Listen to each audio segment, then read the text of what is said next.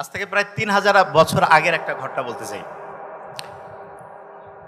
৩,০০০ বছর আগে খুব জ্ঞানী একজন মানুষ ছিলেন, খুব জ্ঞানী। উনি এত জ্ঞানী ছিল যে ওনার বুদ্ধি যেই পাইতো সেই জীবনে সফল হইত।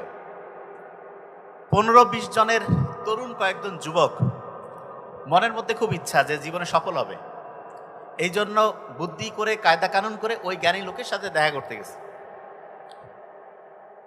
তা জ্ঞানী লোক কিন্তু সরাসরি কারোর সাথে কখনোই সাক্ষাৎ করেন না।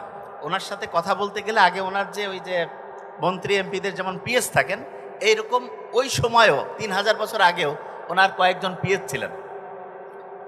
ওই পিএস বললেন যে আপনারা কি চান? বললো যে আমরা জীবনে ৩টা জিনিস, ৩টা বিষয়, ৩টা করে পরামর্শ চাই। তখন ওই ১৫-২০ জন যে যুবক গিয়েছে তাদের প্রত্যেকের ঠিকানা ওনারা লিখে নিয়েছেন। নেওয়ার পরে সেই কাগজগুলো ওই সবচেয়ে জ্ঞানী লোকের কাছে গিয়ে দিয়েছে যে এই ব্যাপার, কি করবেন এখন বলেন। সবগুলো কাগজ পড়ার পরে ওই জ্ঞানী লোক বলল যে এদেরকে ১ সপ্তাহ পরে আসতে বলো। প্রত্যেকেই ১ সপ্তাহ অপেক্ষা করতেছে কি হয়, কি বুদ্ধি দেবে। ১ সপ্তাহ পরে ওনারা যখন আসছে তখন বলছে আপনাদের একটা পরীক্ষা হবে।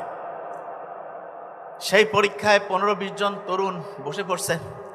পরীক্ষার মধ্যে কিছু প্রশ্ন ছিল, সেই প্রশ্নগুলোর উত্তর লিখতে হচ্ছে।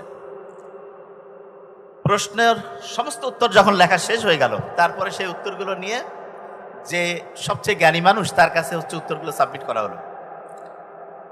খাতা কাটার পরে 80% স্টুডেন্ট ফেল। বলছে যে তোমাদের পরের স্টেপে যাওয়ার কোনো বুদ্ধি নাই, মানে কোনো বুদ্ধিই পাবে না। তখন ওরা জিজ্ঞেস করলো যে আমরা কি পরীক্ষা দিলাম যে আমাদের প্রথম স্টেজেই এইখান থেকেই বিদায় নিতে হবে, কারণটা কি?